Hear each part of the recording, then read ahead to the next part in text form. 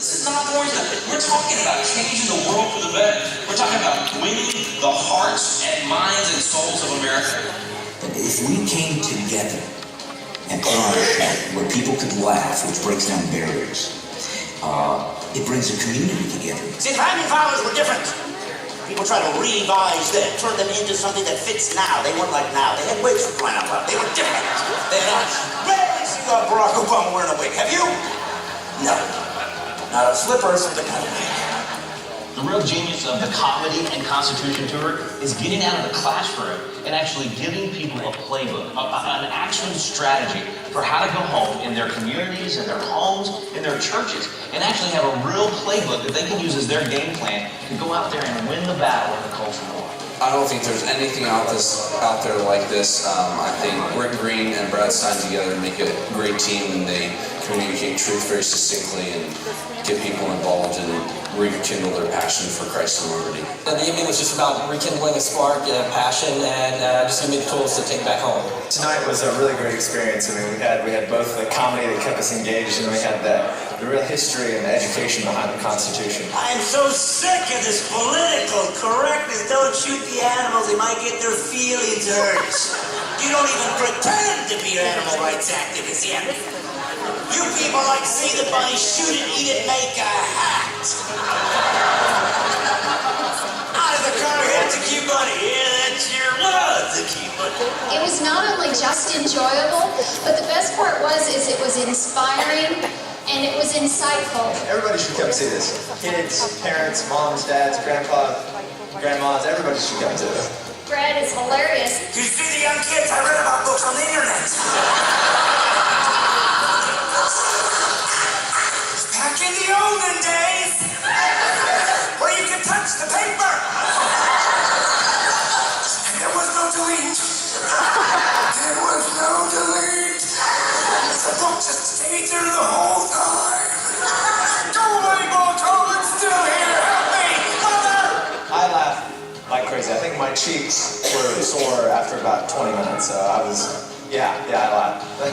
Everybody should hear it. It was really interesting because it was funny and it's also educational. It was fun. This is exhilarating stuff. We ought to be excited to go out of these walls and say, wow, God's given me the ammunition to change the world for Him, to strike a blow for the kingdom of God. That's not boring stuff, that's exciting. Anybody can read a book and discover what the Constitution was about. You leave this place knowing how to actually apply it to culture, to change your schools, to change your government, to change your neighborhood, to change your territory. This isn't just simply giving you information. This is giving you ammunition to go change the American culture back to what it was intended to be.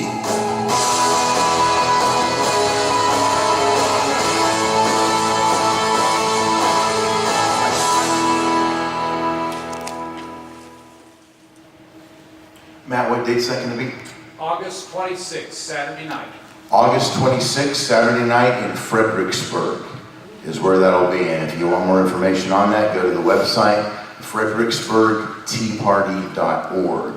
fredericksburgteaparty.org. Flyers on the table. Flyers on the table. There we go. I'm Pastor Greg. I'm host of the Chosen Generation radio program. Thank you so much for being here. This is our monthly Ignite the Fire meeting, and I welcome you. Glad to have you with us. So we are really privileged tonight to have God and country with us. I want to welcome to the stage, and I know he's got a tight schedule, so we want to give him plenty of opportunity here to bless us tonight.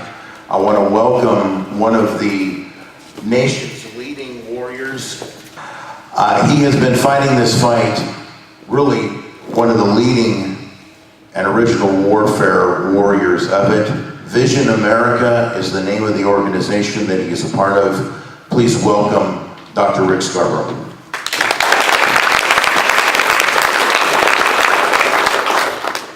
Well, it is a pleasure to be here tonight. I want to apologize for having to slip out as soon as I speak. I would covet the privilege that you have to hear the three speakers who will follow me because they're all accomplished men who are dedicated to the cause. When I accepted this invitation, we were in the process of looking for a home. My wife has wanted to live back in town since I drove her out to the country 17 years ago. We've lived on a farm, we've had farm animals of every kind, raised a few cows, all of that. But as we've gotten older, we've decided to slow down some. So we've been looking for a house, literally, for months and going on 2 years.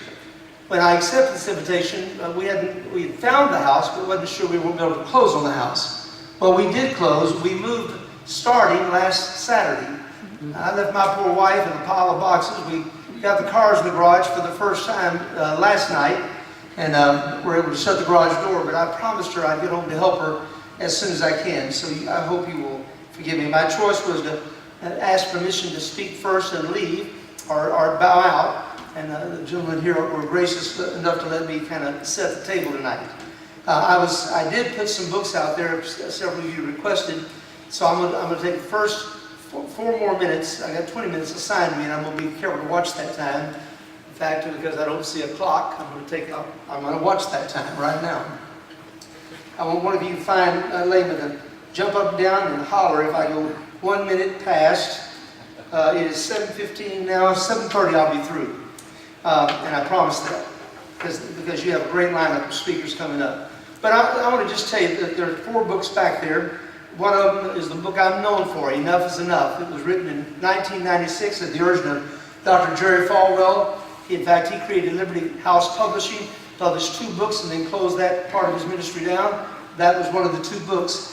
Then in 2008, I was asked to rewrite the book, was actually offered money to rewrite it, which I didn't know you could do. I self-published the first one with the help of Dr. Falwell. I paid for the printing, and he created the apparatus to do it. But I rewrote the book to update it in 2008. It's basically what I'm known for. But the first half is timeless in that it's a documentary on our American Christian heritage. And I would urge all of you, if you're not familiar with state constitutions back at the founding of our country, get that book. If you look in the back, it's documented carefully. And a lot is attributed to David Barton and people like him who have contributed so much to our national heritage. The second book is Liberalism Kills Kids. I want to forewarn you, Jackie, that's the one book we'll sell for $10. And the reason being, we recently found this stack. We had quit selling them because we had carefully, as you will do, we had hired people, we had carefully corrected all the mistakes in it, and then the printer managed to print about 5,000 copies without the corrections. Now the content is excellent, but you're going to read grammatical things that are grammatically incorrect, and we found some, and so we're letting them go cheap. But if you have a child, you need to read that book. The third one is a book that has articles by James Dobson, Chief Justice Roy Moore, former Attorney General Edwin Meese. I was asked to contribute 2 chapters to that book on judicial tyranny. There's a host of authors, far more qualified than I, but I was asked to contribute 2 articles to that. And if you want to understand why our country's off track, it's not because we voted for it, it's because judges have taken our country away from us and recreated a nation in their own image. That book is all about that. Finally, last year, I released back just a few months ago, as a matter of fact, a book dedicated to our deceased daughter. We lost a 25-year-old child in the prime of her life. The Lord chose to take her from us. She was a long-distance runner with a great reputation. She was featured on featured on the cover of Texas Runner's World magazine. She was ranked number 5 in the 50K when she passed away. I've longed for a way to commemorate her life, and the Lord impressed me to take the 12 track and field events. There's a brief synopsis and pictures to match for you guys who don't like to read of the great champions in those specific fields. And then we used the analogy of that particular race or that particular field event to teach spiritual doctrines and disciplines that Christian men must incorporate to become a mighty man after the men who followed David. I'm trying in my latter years to grow men who will be mighty men of this generation. And so that's the latest book. It has no politics in it whatsoever. It's a book by a man, written to men, for men. Women, I'm happy for you to read it, but it's slanted toward men. And buy it for your husband and make him read it. Those books are back there. I want to simply talk to you about what makes America so special. You're going to be hearing so much tonight about this great country. Why should Christians even bother to vote? And if they do vote, who should they vote for? They should vote for principled men and women who understand that our faith is reasonable. We have thought it through. Come now, the scripture says, and let us reason together, saith the Lord. Though your sins be as scarlet, they shall be white as snow. Though they be red like crimson, they shall be as wool. I want to reason with you why I'm involved in politics as a preacher. I want to reason with you why I think it's worth shedding blood if necessary to preserve this great experiment called freedom. I've recently been reading books about the Civil War, trying to understand the North and the South. I'm reading a book on Abraham Lincoln, the second one I've read recently as we speak. I just finished a 3-volume work on Stonewall Jackson, a 2-volume work on Jeb Stuart. Stonewall Jackson was one of the great Christians of the Civil War, and fought on the side he fought on the principle of states' rights. He owned one slave and treated that man as kindly as a man could, so much so that man risked his life for him time and time again. I'm not reading books about the Civil War because I in any way defend slavery. To the contrary, that was the blight on our nation that resulted in the largest cause of death of any war that we've ever fought. In fact, more died in the Civil War than all the wars we fought to the present hour. 600,000 men lost their lives and shed their blood to expunge that wicked exception that we made to the Constitution and to the Declaration. We hold these truths to be self-evident. All men are created equal, and yet we had a generation that owned slaves. This is a reasonable faith that we hold. And I think the more you learn about America, the more you will love America. God warns His people before He acts. And I believe we're on the threshold of God acting. Would you take your Bible and turn with me to Acts chapter 5. Acts the 5th chapter. I want to read you a very important passage of Scripture. I will sing for the one I love a song about his vineyard. My loved one had a vineyard on a very fertile hill. He dug it up and cleared it of stones and planted it with the choicest of vines. He built a watchtower in it and cut out a winepress as well. Then he looked for a crop of grapes. But it yielded only bad fruit. Now you dwellers of Jerusalem and Judah. Now let's put Washington, D.C. and America in those two places, because the principles hold true. Judge between me and my vineyard. What more could have been done for my vineyard than I have done for it? Think about America. Protected by 2 vast oceans, laced with minerals of every sort. To this day we have houses than any nation on the face of the earth. Gold immeasurable in its mountains, iron ore to build great structures from the steel that it produced. Land that wasn't so cold that you couldn't survive it, or so blatantly hot that you couldn't survive it. It was a perfectly situated piece of soil that God gave to us, and He placed us in it to grow good grapes. But the tragedy of our generation is we're growing nothing but wasted fruit and sour grapes. Now I'll tell you what I'm going to do to my vineyard. Here's the thing I want you to catch. I will take away the hedge and it will be destroyed. Listen to me very carefully. If you know anything about the hedges of God, and there are very specific hedges spoken of in the Scripture, but one is the hedge around nations. When God chooses to remove the hedge of protection He places there, there are no amount of warships, there's no amount of nuclear arsenal, there's no amount of smarts that can save that nation. We survive tonight not because we have a great military or great political leaders, but because of God's unmerited grace and favor upon our land. But we're in danger of that hedge being removed. 911 was a wake-up call for America when God for a moment lowered the hedge. We've had many similar times when God tried to wake this country up. The question for us all is, how much longer, how many more chances are we entitled to?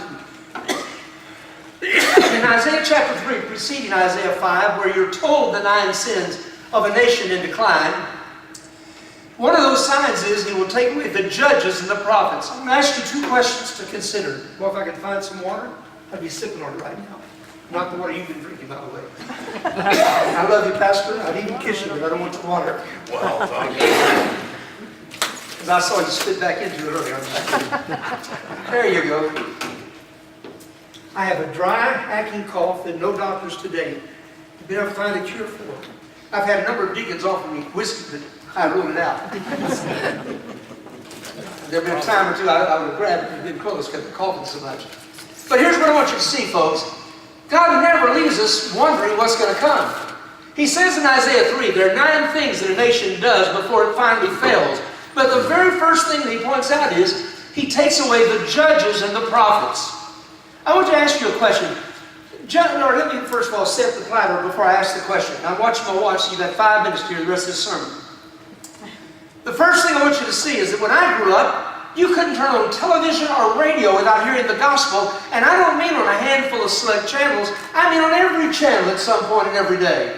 Every broadcast day on television was begun with the Pledge of Allegiance and prayer, and closed with a devotional. You remember those days, Pastor? I do.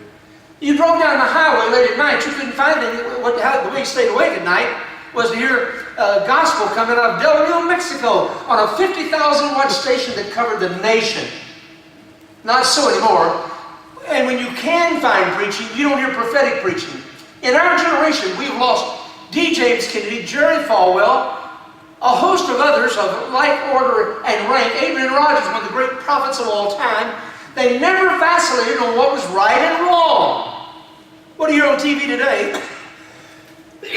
Most of the preaching can be characterized by the following. I'm okay, you're okay, we're okay, they're okay, and it's okay. Followed by a quick advertisement for a book. Where are the prophets?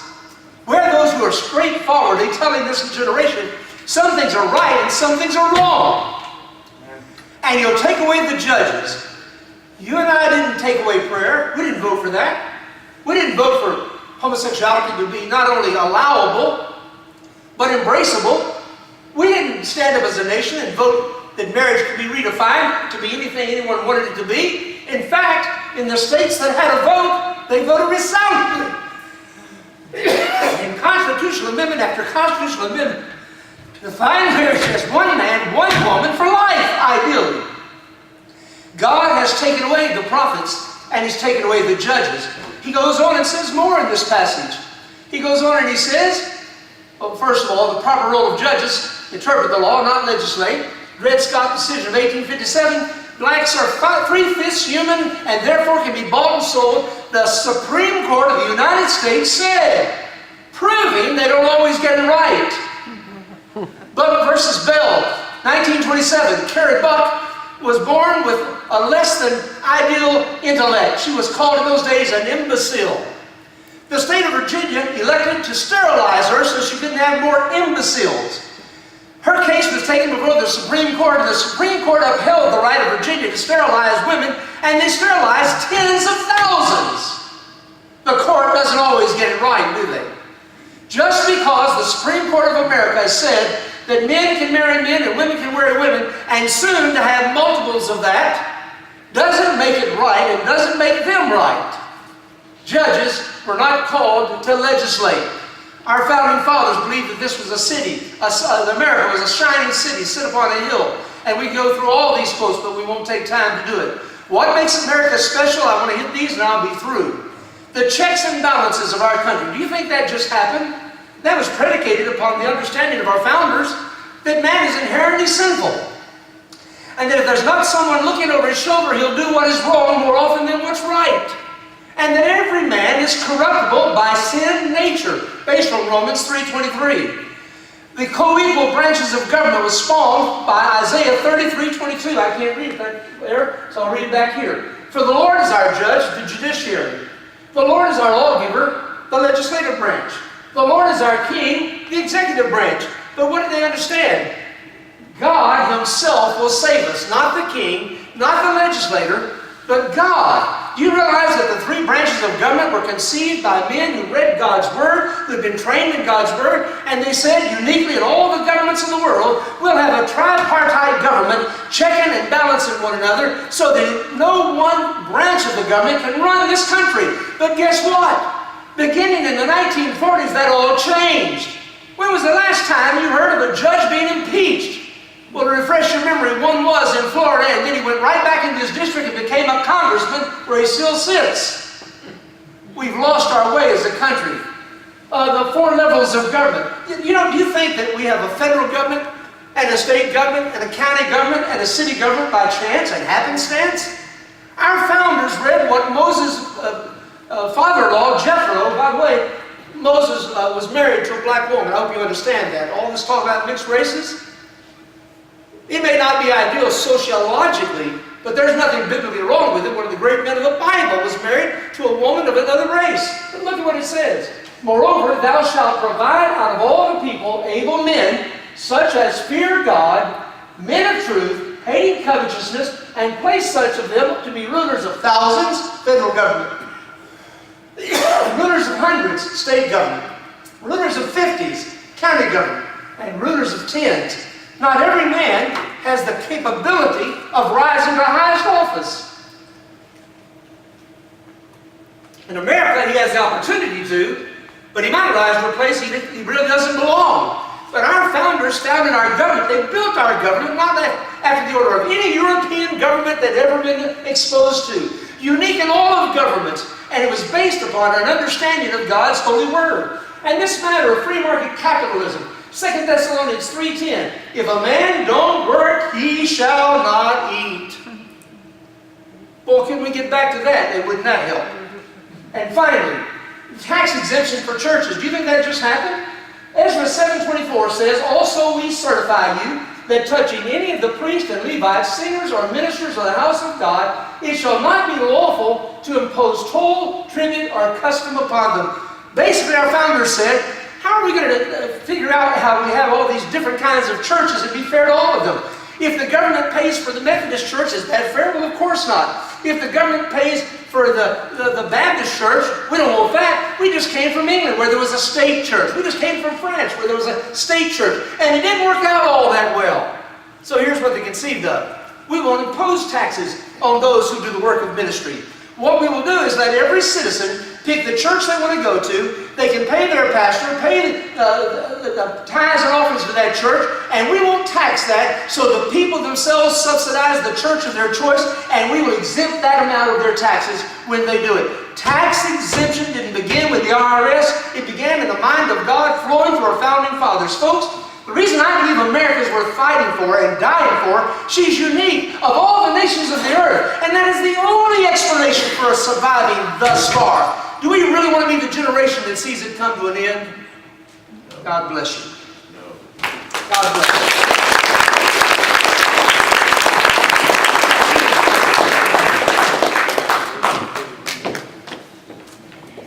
I hope you'll forgive me for leaving, folks. I live with my wife. I just visit y'all. Pastor has to run. However, I do want you to know that his books will be available tonight at the back table. I also want you to know that we will be taking up an offering tonight to support the God and Country tour. So just to let you know, those two things will be going on. But there are books in the back, and you'll be able to get some of the things that he talked about. I want to welcome our next speaker. And he is the gentleman really who conceived of the God and Country tour. And we were talking today on the radio, we were joking about the fact that he had three preachers with him, but Ray is the epitome of church membership. And that is, he's the church member who has demanded that his pastors speak about the things that matter in our world today. Please help me in welcoming Ray Myers.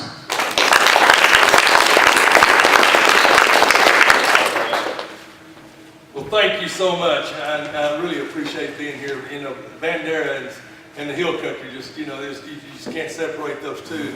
I've got a place just west of here, so I know the feeling about the Hill Country. So anyway, again, I thank you so much.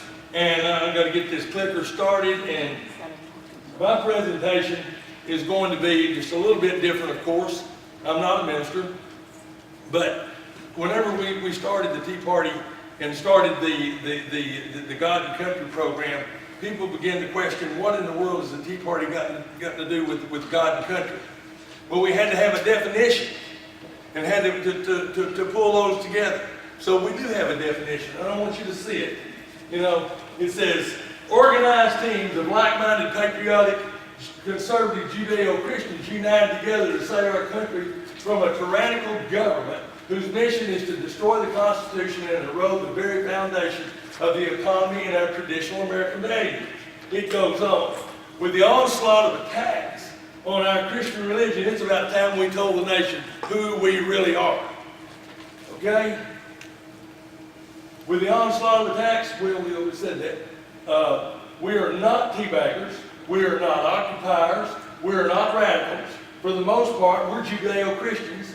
We love our God, our country, our family. Plain and simple, we're going to dig in. And if the Marxist progressive seculars want to declare war on Christians, they've tried that before. Let the revolution begin. If you progressive seculars want to find us, we meet each and every Sunday and throughout the week in every community in America. We're not ashamed of who we are. Absolutely not. But the media has vilified us and turned that into in their ideology and their language and try to put us in the corner and put us down. And we're not about to go down. Okay? Now, the birth of the God country. I don't know how many of you remember, but in 2011, there was in Athens, Texas, which is Henderson County, we had a nativity scene. And all of a sudden, this group out of Wisconsin decided they wanted to come and take away that nativity scene. And I said, you can't do that on the courthouse square. We said we could. We started organizing. The Tea Parties got wind. We started contacting the ministers. Ministers started contacting each other. Before it was all said and done, we had over 5,000 people show up to defend that nativity scene. The group from Wisconsin took their stuff and left. That's what it takes right there. It takes action. And so that's how this little program started. Okay? Since then, we've been doing presentations all over the country. We've been in all over the state: Tyler, Athens, Texas, Dallas, Houston, San Antonio, Royce City. So we're moving around in this little tour. Our mission is to inform, encourage, and mobilize pastors and their congregations to be proactive in restoring Judeo-Christian values to moral and civic framework in their community, states, and in our nation. You're going to hear Rafael, Cruz, and Pastor Broden about that.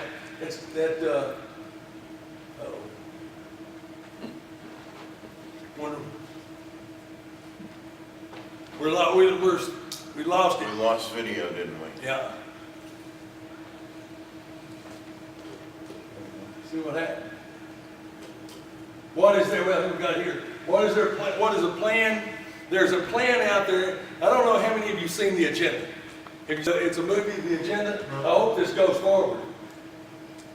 The agenda is where they really plan to take us. And I'm going to show you. It's going to be your mind is going to say, uh-oh, this is going on right today. All these things are going to be happening right before your eyes. Write it down, but the first thing I want to do is show you the definition of politics. Now think about this. The definition of politics. The art of manipulating the masses, to achieve the goal through emotional issues. What about all the illegals coming over here? Who do they show? The kids. They don't show grown guys like me and you out there, we're at working age, and they don't show that. They'll show the kids every time. The use of an emotional issue. Throw Granny over the cliff. Anything they can use emotional, they use that touchy-feely thing to achieve their goal. Cloud givens. Now, you're going to be surprised at the end of this one.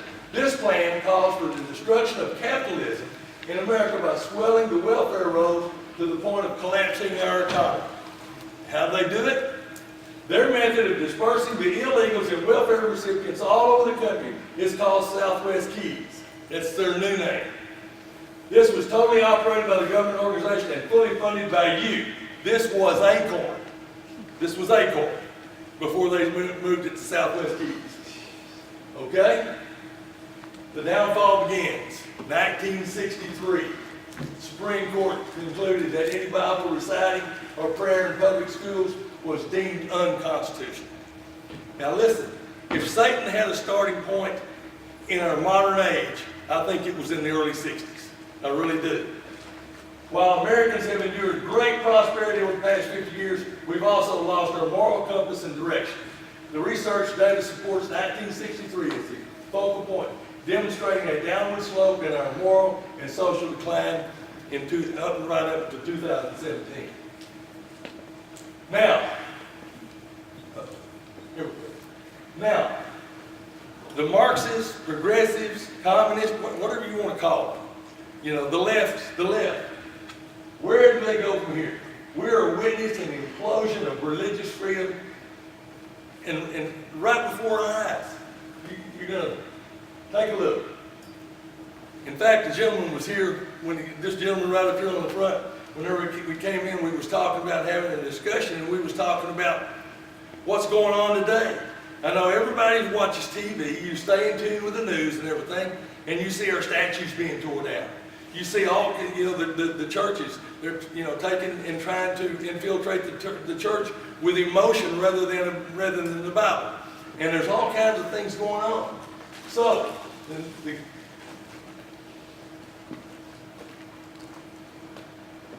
moving through these.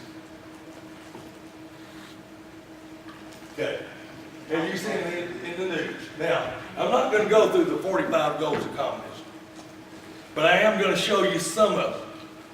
And the thing about it is, all of these were placed in the congressional record of Congress in 1963. 1963. Look here, number 11. Promote the UN as the only hope of mankind. Have y'all heard about the UN lately? You know everything? Let me tell you, we're fixing to hear a little more about it because of the Alamo. Huh? We don't want to hear about that. Do away with loyalty oaths. You know, the pledge, all kinds of things. You know, they're trying to remove those things. Disassemble our traditional heritage. Capture one or both political parties. I believe they've gotten real close to capturing two. Huh? Yeah. Using technology decisions to gain control of our courts. That's going on, isn't it? It didn't just go on in 63, it's going on really big time right now. These things like this, get control of our schools, start promoting socialism, soften the curriculum, control teachers' association, and socialize our textbooks. Huh? Yes.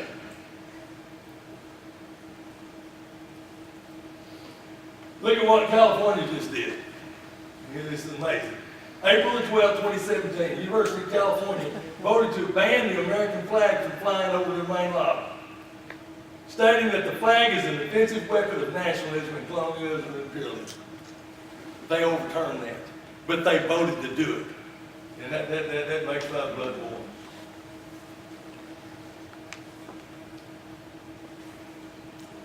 The idea that we should be ashamed of America is preached in colleges and classrooms everywhere. Students are indoctrinated to push the idea that America is evil. That gives me pause to think about something like that. We conservatives let these displays go unchallenged. We need to stop doing that. We need to challenge these things. Look here, talking about the Alamo. Can we reimagine the Alamo? I have a fixed opinion about the Alamo. I've got a grandson here. The first place I took him on a little trip was the Alamo. Okay? It's important to me. That heritage, that Texas heritage. I got the cenotaph. It'll come up right there. The cenotaph, they're talking about moving that. But I got to tell you a short story, and I'm gonna go through the other slides really, really rapidly. But George P. Bush is our land commissioner. I called him the other day, talked to him about the Alamo. Well, he said, yes, Ray, I really am concerned about that. Your position, your bullet points, everything, we're going to put those in line, we're going to talk about them, we'll get back to you on this. I said, well, how about putting one of our grassroots people on your committee? We'd like to be on the inside of the committee so we can see what's going on, so we can have a voice there. He said, well, I'll get back to you, Ray. He said, so you'll have a guy named Ash Wright call you tomorrow or so, and we'll talk about that. I said, okay. So I waited till the next day, and the guy called. Well, he went through all the same points that George Bush did, George P. Bush.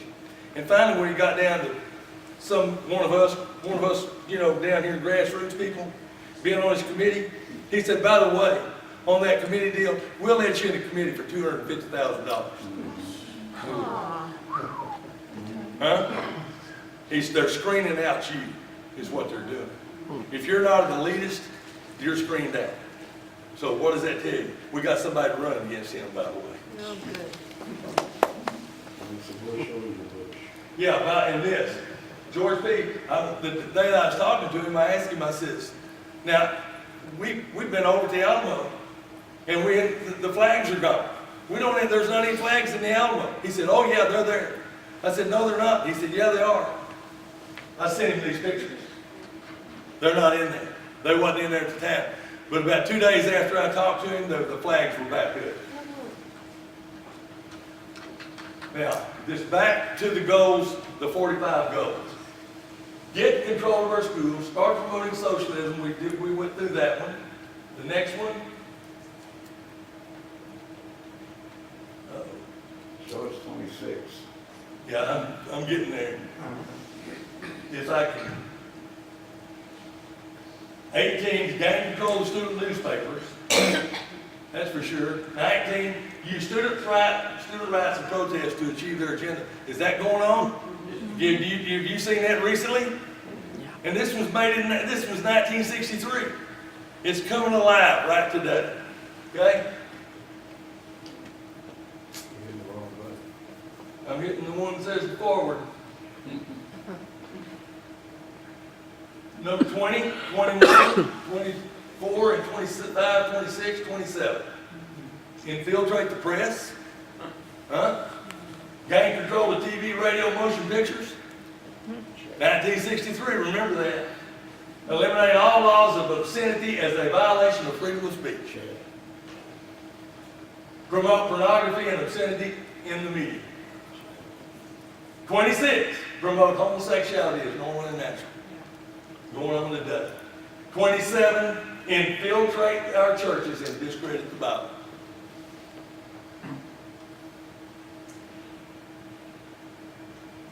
Uh-oh. 29, discredit the American Constitution and call it inadequate and old. Old-fashioned. Number 30, 31, discredit the founding fathers. Now they are promoted as racist and selfish. Belittle all forms of American history and culture. Discredit, number 38, discredit the police and the powers of arrest. Is that going on? All over the nation. It's going on. So, number 40, 41, discredit the family as an institution. They don't want mommy and daddy. The state would like to take over. And they've moved all the way down. Not only at the college and university level, it used to be right in there for the most part. Now it's moved into high schools. And right on down to the kindergarten. So they're moved. Even in preschool. Yeah, in preschool. 41, emphasize the need to raise children away from the negative influence of their parents. Now, I'm gonna close mine with this one. Pastor Dan Cummings.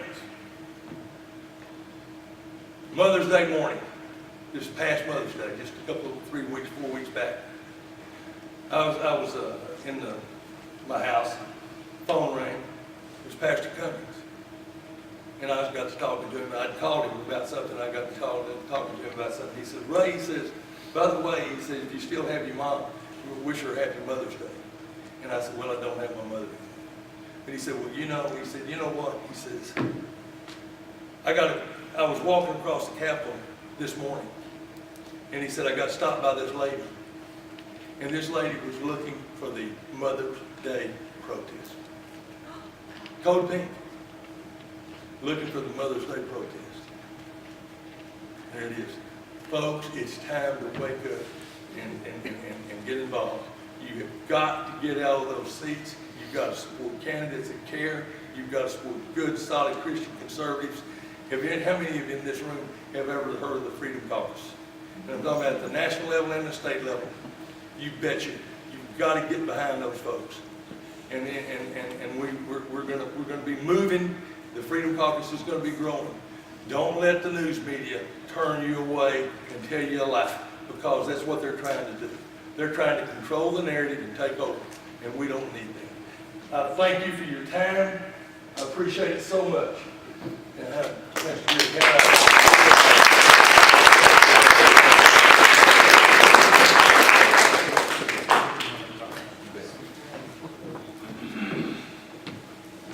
Ray Myers, give him a hand, please.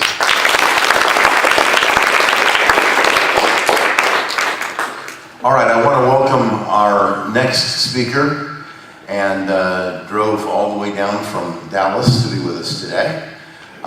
He has been actively engaged in the political realm for quite a few years now.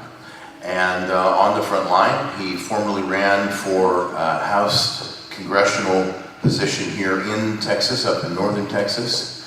And I want to welcome to the podium Pastor Stephen Broden. Pastor Broden.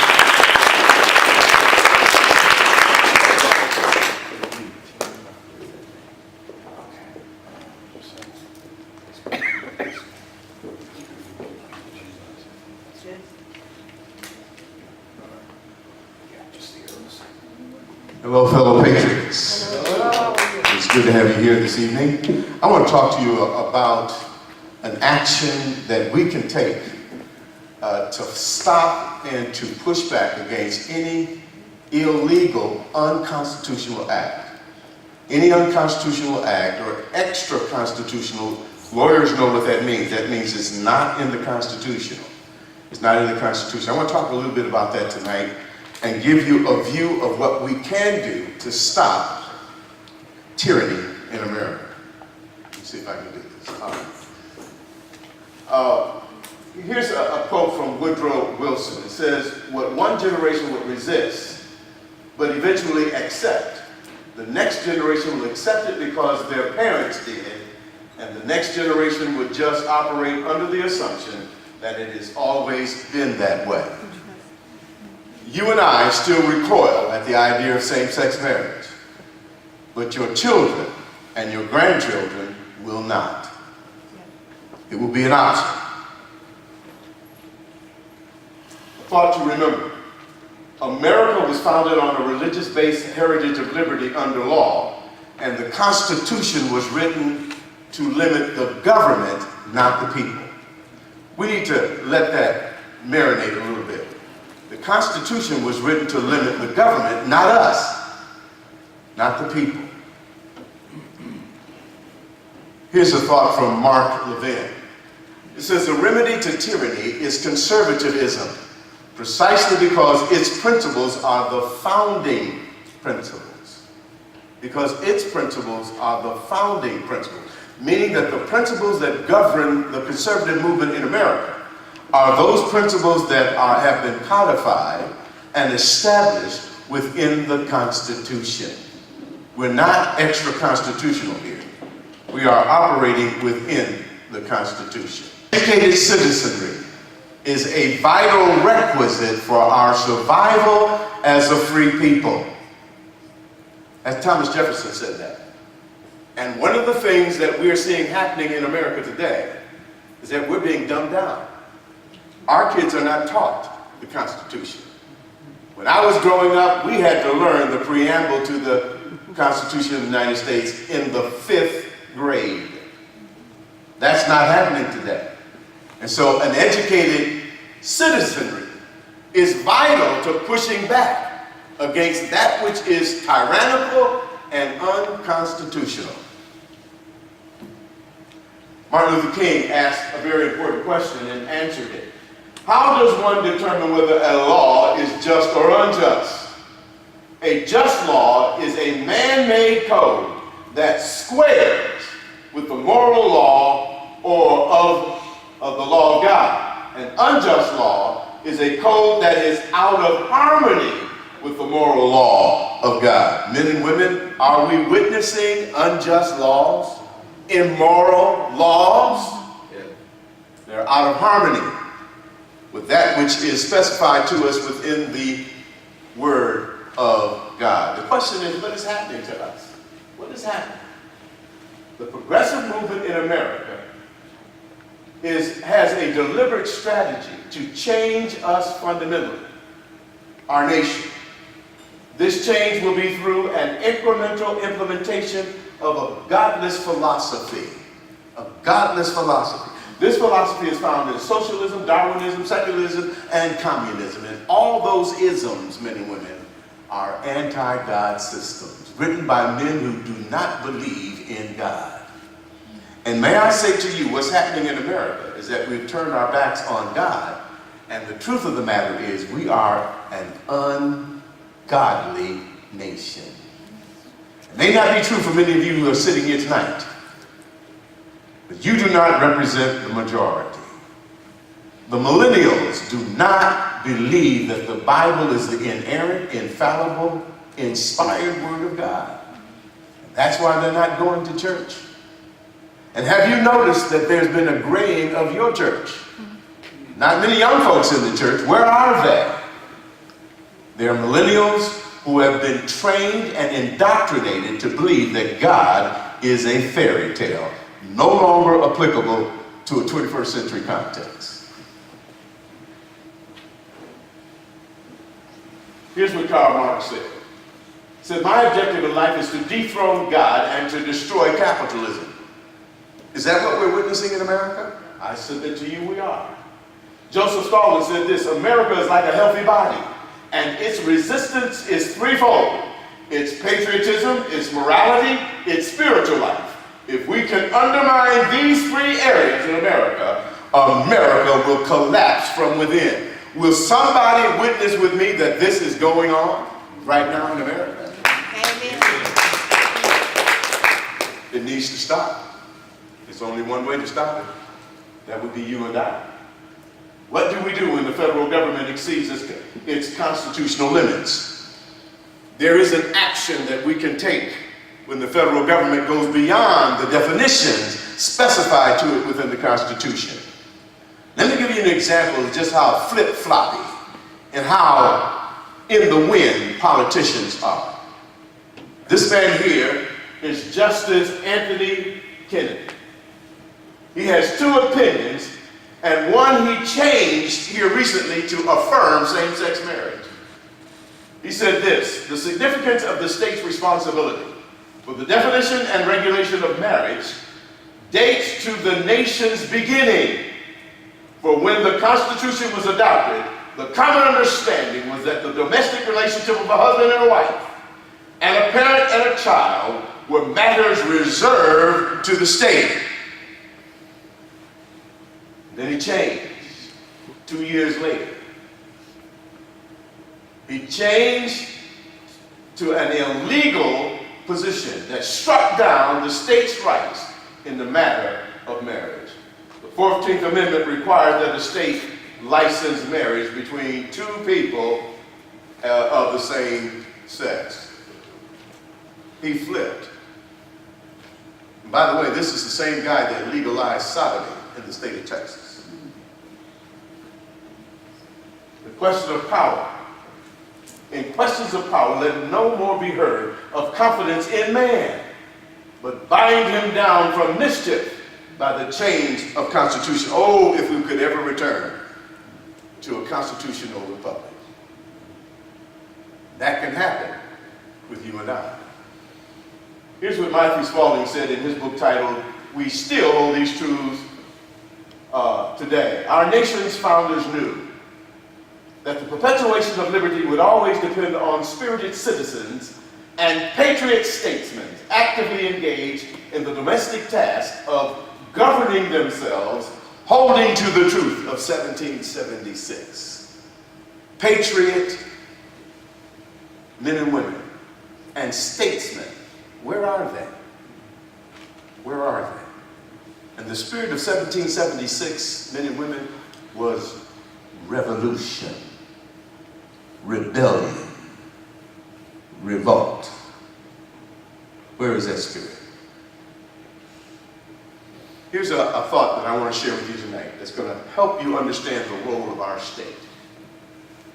It says one of the sovereign duties of the state government is to protect the citizens from the overreach of the central government. That is, to restrain the federal government to the constitutional restricted limits by pushing back against extra constitutional endeavors of the federal government. That's the duty of the state of Texas is when they observe that the federal government has gone beyond the limits specified to it, they step in between them and us and says, oh no, not in the state of Texas. Not in the state of Texas.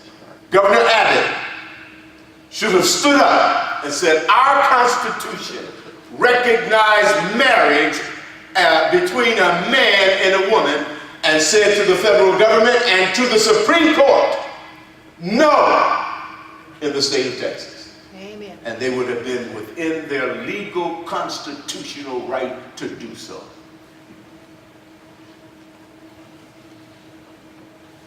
How do they do that?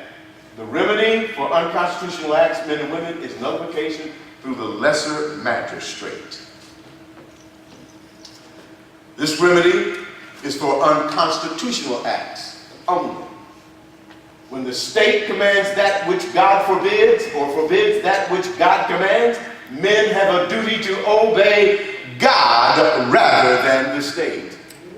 I ought to be hearing some amens in here. Amen. What is the doctrine of lesser magistrate? And we need to talk about that. Where unconstitutional, unjust, immoral acts by a superior or higher civil authority is exercised against the people, such acts are to be ignored by the lesser magistrate, and the rights and duties to refuse it is within that doctrine. Let me say to you right now, when same-sex marriage came to Texas, that the county clerks who took a pledge to uphold the Constitution of the state of Texas should have said, no license will be ushered out of this office under the Constitution of the state of Texas. We will not honor it, even if Abbott didn't do it. Remember, it's the doctrine of the lesser magistrate. And if Abbott doesn't do it, Patrick doesn't do it, and if your city council and mayor doesn't do it, it goes right down to the sheriff who held his hand up and took an oath. And he could say, not in this county. And it would have stood. Lesser magistrate is employed when unconstitutional acts, immoral or unjust acts in violation of God's law. How many of you know same-sex marriage is a violation of God's law? How many of you know that gender-neutral bathrooms that allow some knucklehead to walk in on your 10-year-old daughter is immoral? Yes. We ought to be in the streets. SB 6 should have you standing right in under the pink dome saying, pass it in this session now, or suffer the consequences. Consequences mean that you won't be reelected. But somebody was thinking something else. Why interposition and nullification? Supreme Court's unconstitutional opinion, unconstitutional executive orders, immoral and unjust acts, federal government violating U.S. Constitution, our religious liberties are under threat, overreach in violation of the 9th and 10th Amendment. Anybody know what those amendments are? States are sovereign. You know what sovereign means? Independent states. Sovereign states. Here's another reason why you ought to. Take a look at this. Extra constitutional actions from SCOTUS. 1962, they banned prayer in school. 1973, legalized abortion, harvesting baby parts. 2003, struck down Texas sodomy laws. 14, illegal rule on Obamacare, forcing it down our throats. They don't have a right constitutionally to do that. And we took it, just opened our mouths a little wider, a little wider, a little wider, and down our throats it went. And now we got Republicans trying to figure out how to make it work for us. I tell you how to make it work, get it out of my mouth.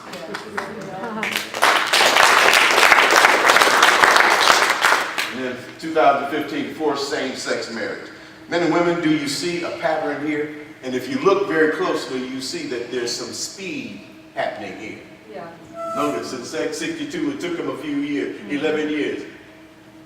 2003, 15 and 14, and there's more coming. God has ushered us a reprieve.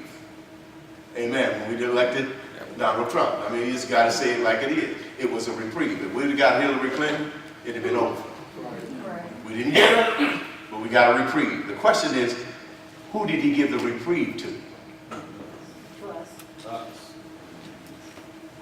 To America? No. He gave it to Christians. He said, get your act together. I'm giving you a chance now for you to be salt and light within the public square. For you to go into the public square and to speak truth to power. You've been hiding in the church for too long. Amen. I'm giving you a reprieve. The question is, will we get up and will we go? Or will we continue in our victory lap because Donald Trump won? You've got to be engaged. Here's what you need to know about the Texas Constitution. Article 1, Bill of Rights, Section 32, marriage. In Texas, marriage in this state shall consist only of a union between one man and one woman. This state or political subdivision of this state may not create or recognize any legal status identical or similar to marriage. That's on the books. Hello? Yes. It's on the books. Why are our clerks issuing licenses for same-sex marriage in the state of Texas? It violates the law. Well, Scottish spoke, and they said it's legal. Scottish been wrong about a whole lot of stuff. Slavery was wrong. And they legalized it. Sterilizing women in America was wrong. And they legalized it. And of that number, 70,000, most were black women.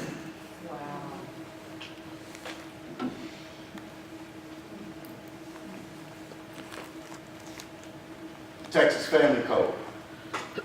A man and a woman desiring to enter into a ceremonial marriage must obtain a marriage license from the county clerk of any county of this state. A license may not be issued for the marriage of a person of the same sex. Men and women, that's on our books. And I want you to know, in this session, they tried to change it. They tried to change it. You need to pay attention. And enough of us went down and testified against them changing it, that they set it aside. But it'll come back, hoping that you will be more involved in watching American Idol and how's the Texas Cowboys doing and go Texas Rangers.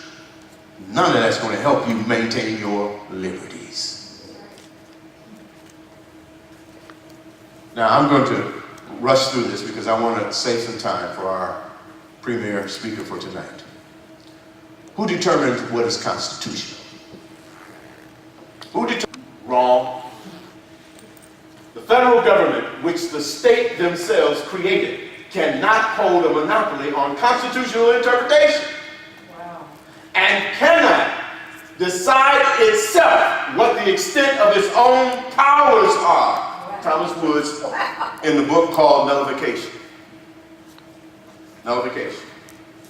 This is what James Madison and Thomas Jefferson said in 1798. The central point behind nullification is that the federal government cannot be permitted, and that's the key word, cannot be permitted to hold a monopoly on constitutional interpretation. They cannot. But if we permit them, they will. And by the way, we created them, we gave them their job description, and we tell them how to perform it. But now they're telling us something's gone awry. I know what it is. It's called television. That's right. Now, the bifurcation test, that means a division of what is a federal edict is constitutional. It must be allowed under the Constitution from its organizational and original intent. It must be consented to by the government of this nation. That's when it becomes constitutional, folks. You see how we play a significant role in that? Yeah. and we've been absent. We've been absent. It's time for us to re-engage, to get involved. Now I'm going to share a few more thoughts and I'm going to let this go. Nullification begins with the axiomatic point that the federal government or the a point that a federal or law that violates the Constitution is not law at all. The state declares the act void and of no effect, acting as a shield between the people and the unconstitutional act. Hello? And this is based on principles that are found within the Federalist Papers. Of course, we don't have the time to read that. I'll read just one. Alexander Hamilton contended in the Federalist 78 that there is no position which depends on a clearer principle that every act of delegated authority contrary to the tenor of the commission is null and void. Now what did he just say? He said every act that has been delegated by the states to the federal government that is contrary to the tenor of the commission, to the voice of the Constitution. That's what he's saying. To the voice of the Constitution is null and void before it crosses over the Potomac. It dies in Washington, D.C.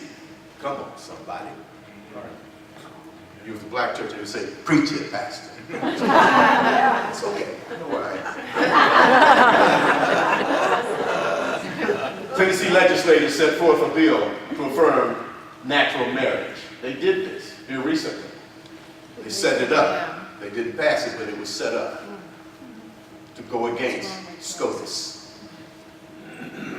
There's a magistrate at the state level in Colorado said to the federal government, we want to smoke dope and we will.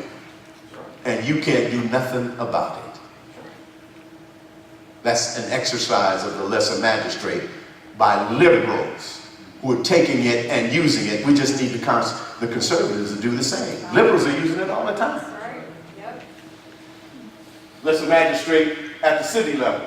Sanctuary cities made void federal law. San Francisco said, we having them here, and guess what? You're going to pay for them. You're going to pay for their medical services. You're going to pay for their schooling. You're going to do all that because it's not illegal in San Francisco. That's called the lesser magistrate. Now, that's illegal because the federal government has delegated to it the responsibility of protecting our borders. That's one thing that they do, and they're not doing it. Okay? SCOTUS' opinion on same-sex marriage is not constitutional, folks. It's not constitutional. You need to know that. And rather than sitting back and wringing our hands and saying, my God, look how bad things are, you need to get up off of your asinine charismas, enter into the public square, and be the salt and light agents that God called you to be. Amen. Speaking truth to power. And we may not win, but let history show. There was a group of Texans who says, as for me and my house, we're going to serve the Lord.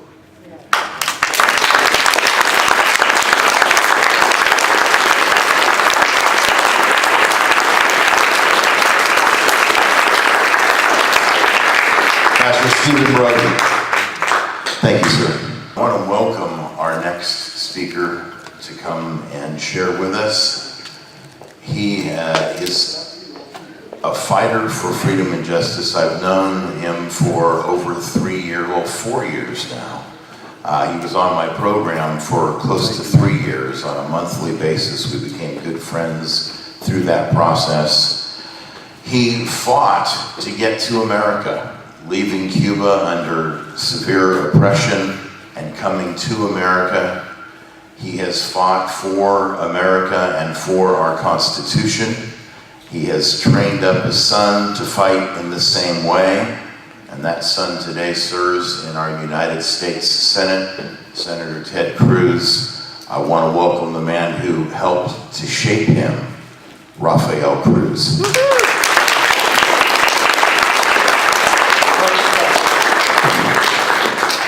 It's so great to be here with you.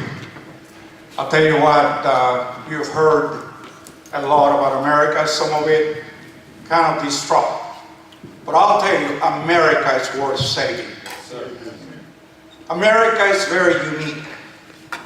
You know, I have been in this country now 60 years. And I love this country with all my heart. I know what it is to be without freedom. And it is because of that that I truly, truly value freedom. Galatians chapter 5 verse 1 says, "Stand fast therefore in the liberty wherewith Christ has made us free, and do not entangle yourselves again with the yoke of bondage." Pastor Broughton is right. By our passivity, we have entangled ourselves with the yoke of bondage. And we can be passive no more. You know, Pastor Dietrich Bonhoeffer in Nazi Germany said, "Silence in the face of evil is evil itself." Not to speak is to speak. Not to act is to act. We cannot continue to be silent. Now let me tell you why I love this country so much. The Word of God tells us in 1 Corinthians 3:11, "For no other foundation can any man lay than that which is already laid, which is Jesus Christ." You know, the people that came to America were very unique. This is the only country on the face of the earth that was founded on the Word of God. When those pilgrims were on the Mayflower, and this is a depiction of their meeting in the Mayflower before they landed, they penned a document called the Mayflower Compact. And I want you to look at 3 excerpts from the Mayflower Compact. It begins by saying, "Having undertaken for the glory of God and the advancement of the Christian faith." That's at the forefront. The very first thing, the purpose we're here is for the glory of God and for the advancement of the Christian faith. They continue saying, "We covenant and combine ourselves together into a civic body politic." Now these were deeply committed Christians who decided to create a civic body politic. What does that mean? They decided to create a government. People of God. People with those purposes. And then it concludes, "For our better ordering and preservation of and furtherance of the ends aforesaid." What are the ends aforesaid? The glory of God and the advancement of the Christian faith. America was founded as a Christian nation, contrary to what President Obama tried to tell us for 8 years. This is the Christian nation, and that's how it started. And I'll tell you, I'm not going to go over these because Rick Scarborough already went through it, so I'm going to skip these scriptures. And I want to tell you something. You know, most Americans think that the American Revolution started in the 1770s. But that's not true. The American Revolution really started in the 1730s with men like Jonathan Edwards and George Whitefield and many others in what was called the First Great Awakening. And the First Great Awakening was the spark that ignited the American Revolution. As a matter of fact, you look at the Declaration of Independence. I count some 26 grievances in the Declaration of Independence. Did you know that each and every one of those grievances were preached from the pulpits of America for over 10 years before Jefferson wrote them in the Declaration? It was preachers from the pulpit calling out King George for the atrocities that the British were perpetrating upon the colonies. Preachers. The revolution was forged in the churches. Where are those pastors today? Most of them are hiding behind their pulpits, scared to death of not being politically correct. It's about time they become biblically correct instead of politically correct. Amen. As a matter of fact, you heard about Paul Revere. The British are coming, the British are coming. Let me tell you two truths about Paul Revere that most Americans don't know. Did you know that there was a black patriot riding with Paul Revere? His name was Wentworth Cheswell. Second truth, did you know that Paul Revere was going somewhere specifically? He was going to the home of a pastor by the name of Jonas Clark. At this home, two great patriots were hiding. John Hancock and Samuel Adams, the two most wanted men by the British Army.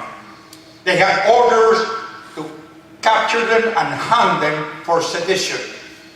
As a matter of fact, you know what the first battle for our independence was, right?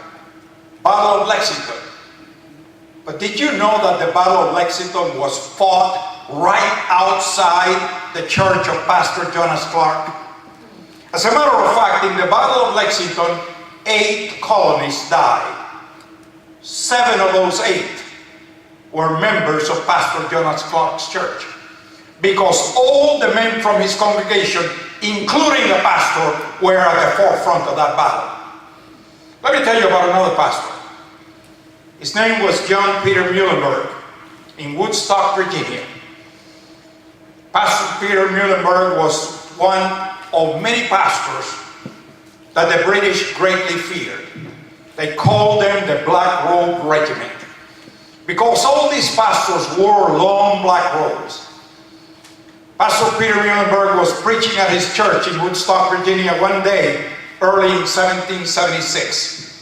He was preaching on Ecclesiastes chapter 3. He concluded his sermon with verse 8, which says there's a time for war and a time for peace. And he says, this is a time for war. He opened his black robe, and as he opened it, it showed his colonel's uniform in the Continental Army. He turned to his congregation and he said, how many of you men will follow me to go fight for our independence?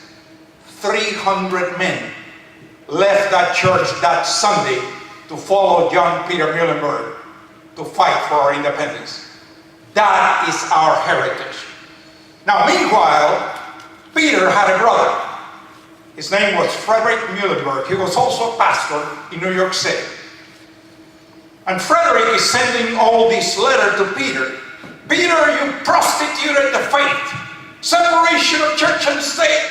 You shouldn't be involved in politics. Until the British burned Frederick's church. And then Frederick said, well, maybe I better get involved. Have any of you seen the movie The Patriot? Do you remember the scene where there's this church that the British burned? Yes. That is factual. The British burned many churches. You know why? Because the revolution was being made in the churches. Pastors were at the forefront of most of the battle. The Battle of Bunker Hill, for example. Pastors were at the forefront of that battle, and many other battles. As a matter of fact, you hear the liberals tell you that the framers were a bunch of secularists. Nothing could be further from the truth. Did you know that 29 of the 56 signers of the Declaration of Independence were seminary graduates? They were theologians, they were preachers, they were men of God. As a matter of fact, I believe without a shadow of a doubt that the Constitution of the United States of America and the Declaration of Independence are the two greatest documents that have ever been written in history outside of the Bible.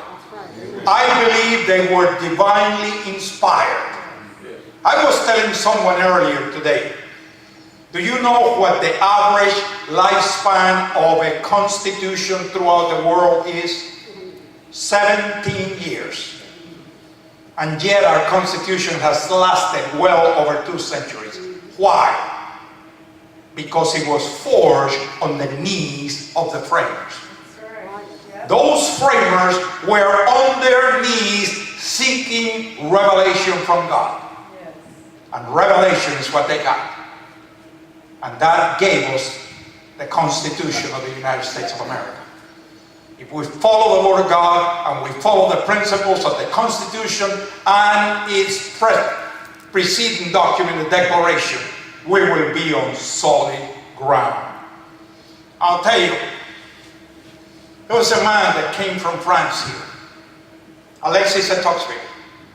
And he said this: I sought for the greatness and genius of America in her commodious harbors and her ample rivers and her fertile fields and boundless forests and her vast world commerce and her matchless constitution. And it was not there. Not until I went into the churches of America and heard her pulpits flame with righteousness did I understand the secret of the genius and power. America is great because America is good. And if America ceases to be good, America will cease to be great.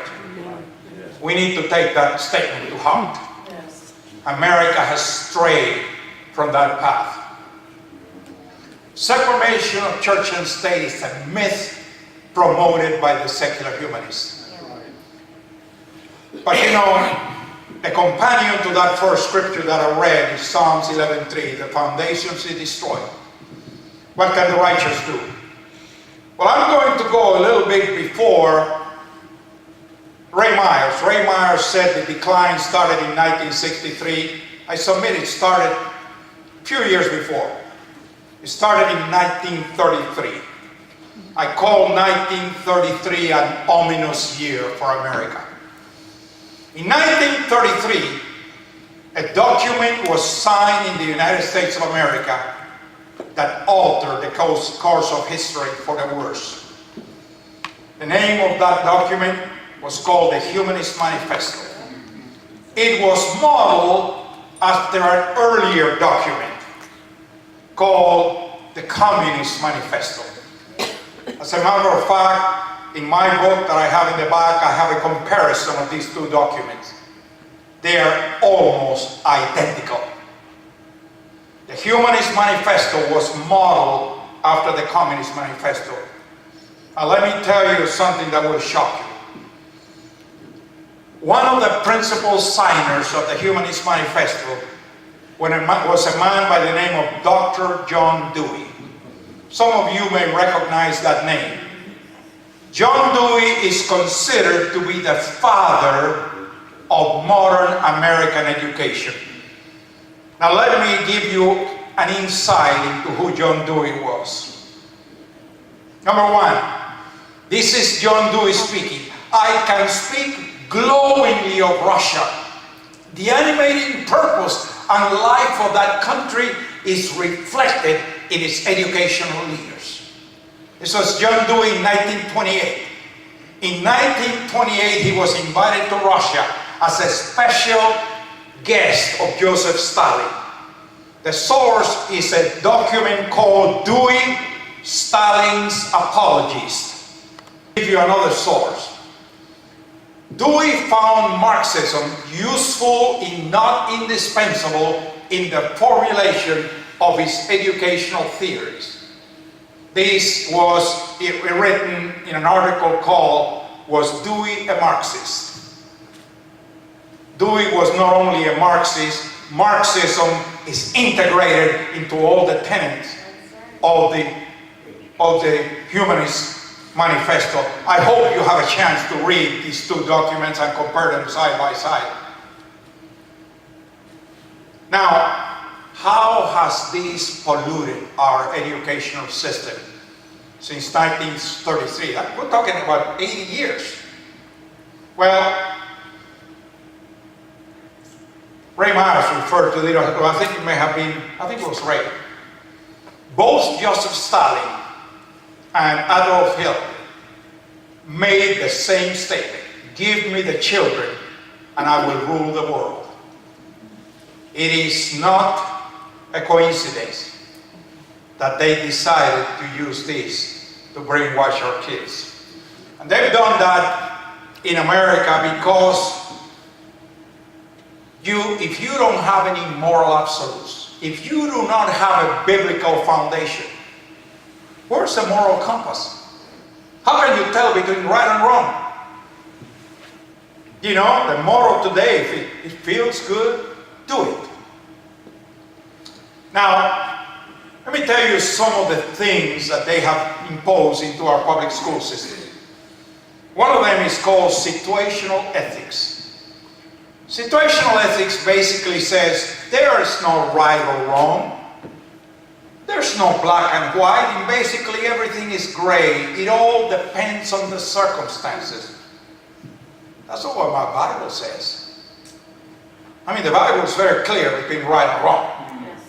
But situational ethics tells you there's no such thing as right and wrong. It all depends on the circumstances. And with the right circumstances, you can excuse whatever behavior you want to excuse. The second one is even worse. It's called values clarification. Basically, values clarification said, you know, there are a lot of kids that come to school with confused values. And it is the duty of the teacher to, quote, clarify their values. But what are they going to clarify and replace those values with? Whatever secular, humanistic, Marxist doctrine they have been indoctrinated with. And that's what's happening in our schools. Our kids are being brainwashed with Marxist, ungodly ideology, because that's what prevails in our public schools today. And by the way, I am not indicting teachers. There are many good teachers. But those teachers are slaves to a system that promotes ungodly teaching upon those children. And those that do not abide by that are doing it at their own peril. Many of them have been fired for preaching their Christian values instead of what the school system wants them to teach. And I just salute those that have had the courage to stand for righteousness. And then we have something called Common Core. Now you may say, well, Common Core is not used in Texas. Think again. Let me tell you something. Even though officially Common Core is not in Texas, I live in Dallas, Texas. So does Stephen Broden, and Ray is not too far from us. Just a little north of where I am is a city of Plano, Texas, right within the DFW Metroplex. In Plano, Texas, they are using Common Core curriculum. They've scratched out the name Common Core. The kids are not allowed to take their tests home, so the parents cannot see what's on the test. As a matter of fact, the kids are being told that their parents cannot help them with their homework, because the school does not want the parents to know what they're being taught. That's right. Yep. Now, I'll tell you something. If you have a child or a grandchild in public school, you only have three choices.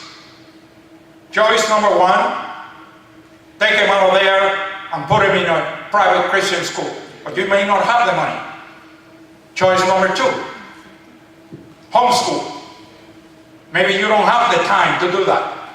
Choice number three, and this is imperative.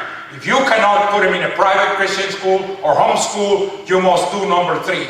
And that is, you must take the time to deprogram them from all the garbage that they've been taught in the public school. Take the time to find out what they're being taught and straighten them out. Because they are eroding those foundations. You may have built a solid Christian foundation on your kids, but I can guarantee you in the public school, they are chopping down that foundation. So you must become involved and find out what they're being taught. and make sure that you correct those warped values that they're being given. Now, what is Common Core? I'll call Common Core a race to the bottom. Because basically, and this is the stupidest thing in the world, the slowest child is the one that determines the pace of school. So he's dumbing down the school to where the slowest child, that means the smartest kids are bored to tears. Because you're teaching to the smallest child, because everybody has to pass. You teach to the test. In other words, you teach so they can pass the test, not so they can learn, because the teachers are rated by how many kids pass the test. And the other thing is eliminate competition. Because it's not fair, it's not equitable for you to win and for I to lose. So you have a contest and everybody gets a trophy. Because that's equality. No, what that promotes is mediocrity. You know what God promotes? God promotes excellence. Read Colossians chapter 3 verse 17 and Colossians chapter 3 verse 21. Whatsoever you do, do it heartily as unto the Lord and not as unto men. We do everything with excellence as unto the Lord. Common Core teaches the opposite. You know, the ACT and SAT scores have been made simpler and simpler, and the tests are being made easier because not enough kids are passing the test and it's making the teachers look bad. So they're just diluting the test, dumbing the test, so that you get dumber kids coming out of school because they're not being taught. And it is on purpose so that sufficient kids pass the test. So if they can't pass the test, the only solution they see is dumb down the test. Now, Common Core totally negates our Judeo-Christian heritage. On the contrary, they consistently talk against Christian values. A typical textbook talking about religion will have 1 page on Christianity, will have 8 to 10 pages on Islam. Wow. It is that out of date. And you get a kid coming to church, to school with a t-shirt that says Jesus is sending home to change. But at the same time, they have to provide for people of other religions to exercise their religion. It's not against religion, it's against Christianity. It's an attack on our Christian heritage. Ridiculizes the Bible. It rejects American exceptionalism. We saw it with Obama. The first thing he did when he took power was go around the world apologizing for America. And then talking, oh, America is not exceptional. Absolutely, America is the most exceptional country on the face of the earth. Amen. And let me tell you what, in more ways than one. We only represent 4% of the population of the world.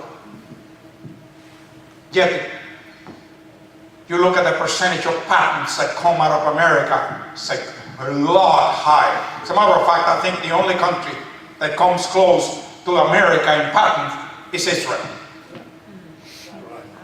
We are 4% of the population of the world, but yet America finances and is responsible for other 85% of all the evangelism of the world. 4% of the population. America is exceptional. America is unique. We need to learn to love America. Now, what Common Core has done is rewritten American history to make it politically correct. You see, you can't teach that there was a black patriot riding with Paul Revere because the message that needs the progressives want out is that blacks, Hispanics, minorities, they are second-class citizens who need to be on a handout. They need to be on the dole from the government, and it's all about control. It's all about control. The government wants to control each and every one of us. Now, there's something else that I want to talk about for a minute, because I want to close this thing talking about what's happening in Austin, Texas, beginning the 18th of July. There is something that has been happening all across America, and it's called what is called SOGI ordinances, sexual orientation and gender identity ordinances. You know that in the state of Texas, over 200 cities have passed SOGI ordinances. SOGI ordinances are like, for example, these bathroom bills. Now, you know that there was a homosexual mayor in Houston that passed one of those, and pastors got together and basically they had a referendum after a long 2-year battle, and they beat it. But what are you going to do with the other 200 cities that have that? We can only fight that at the state level. And that's why we have a bill that the Senate passed and the House refused to even hear. And it's what's called the Privacy Act. And I'll talk about that in a little bit. I don't have time to talk about this, but this is the 5 pastors that fought that battle. And then there are other battles, like in same-sex marriage, like the Deacon Betty Guard, who lost their ministry now because of that. Like Kevin Cochran in Atlanta, Georgia, that was fired from the fire department because he was teaching about sexuality on his own time in Sunday school. And he did not abide by the LGBT agenda, was fired. And like this couple that lost their bakery because they refused to bake a cake for a same-sex marriage. Or this young lady in Washington State that lost her flower shop, and the state of Washington just ruled against her 9-0 because, again, she refused to have a flower arrangement for a same-sex marriage. But I'll tell you what, I want to finish by talking about what's happening over the next month, starting on the 18th. Yes. You know, we had a lot of victories in the Senate in Austin under the leadership of Dan Patrick. However, most of the gains that we had in the Senate were stalled in the House. Because of that, Governor Greg Abbott called a special session beginning on July 18th. I want to very quickly tell you about the priorities and then tell you what to do. Number one, there's what was used as an excuse to force the special section. It's what's called the sunset legislation. Legislation that must pass. All medical practitioners need to have their license renewed. Well, they didn't pass license renewal, and that forced a special session. So that's the first thing that will be taken care of, probably on the 18th. Just go ahead and make sure that all these people can renew their licenses. But then there's a host of other things. On education, they want to increase the pay of teachers by $1,000. They want administrative flexibility for teacher hiring and retention practices, school finance reform, school choice. Now, unfortunately, the way it's written was school choice for special needs children. You need to talk to your legislators and make sure that school choice is expanded to school choice for every child in the state of Texas. That you have the flexibility to send your child to whatever school of your choice, or to homeschool it and have the money follow the child, not follow the school. That means if you decide that your child needs to be in a private institution or you need to homeschool him, some of those tax dollars should follow the child, not just for special needs children. This was called SB 3 in the, as a matter of fact, it's in the next SB 3. Larry Taylor passed it in the Senate. John Smith was the sponsor in the House, but Dan Huberty, which was the education chairman in the House, sat on it and would not let it out of committee. The next one is as important. It's the privacy bill. This is to make sure that all these bathroom laws go down the tube. That we protect the child from entering, going to the bathroom, say your granddaughter being in the bathroom and having some 40-year-old man come into that bathroom. It is protecting the safety, protecting the security, protecting the dignity of every Texan.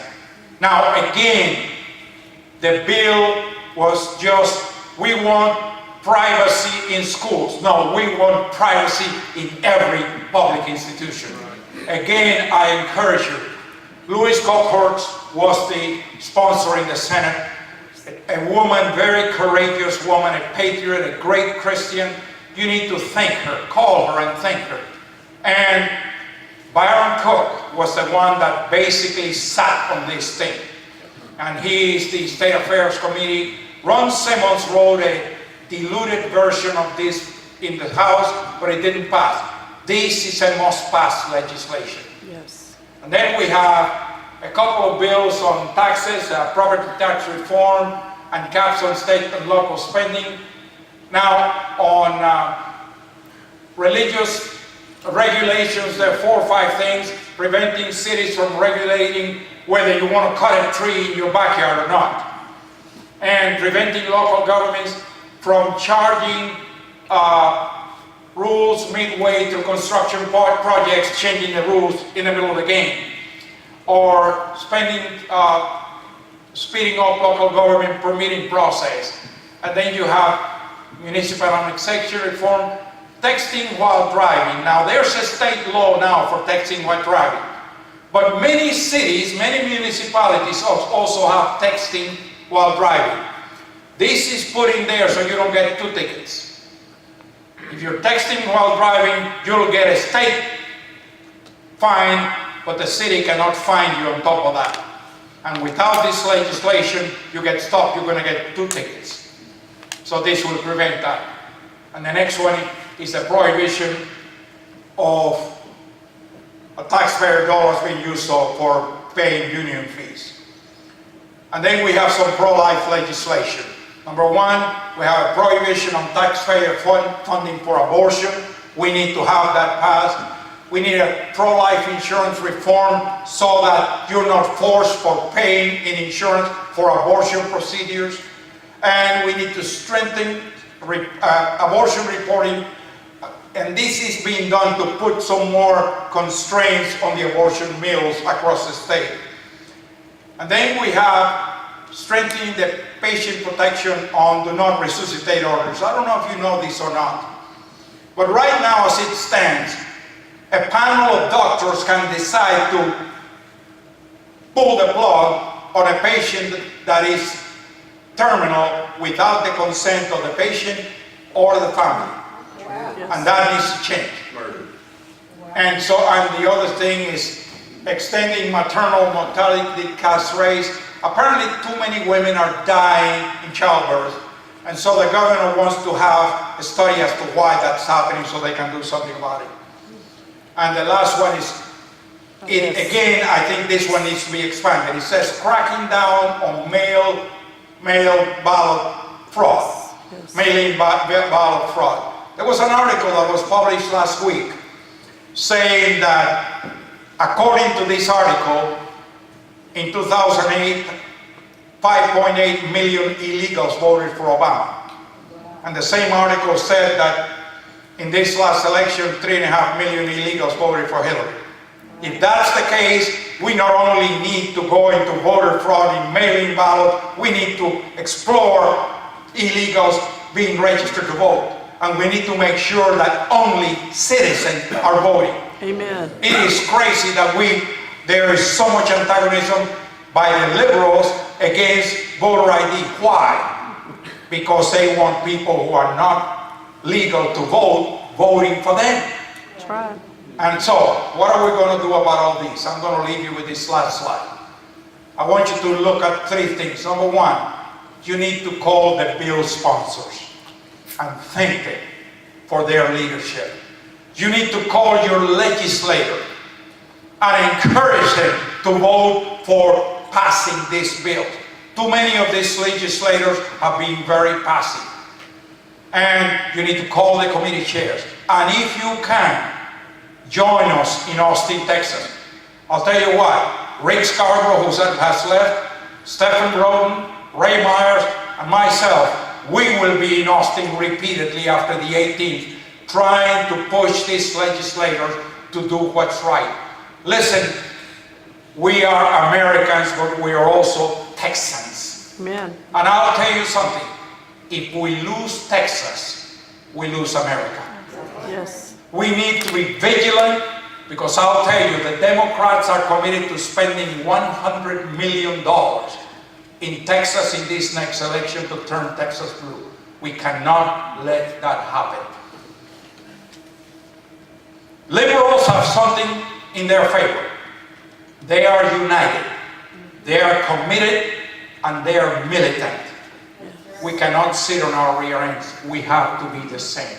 We better be committed to restoring liberty in America, restoring liberty in Texas, because our liberty is at stake. We just saw it in the last legislation, where all these liberal Democrats with a few liberal Republicans blocked all this legislation that is going to be addressed during the next month of July and August. So please become involved. If you want to know how, talk to one of us. And please buy a book or two. Educate yourself and help us. You know, we just have to drive 350 miles one way, 350 miles back. We got to pay for gasoline, so buy a book. Thank you. God bless you. God bless America. God bless Texas.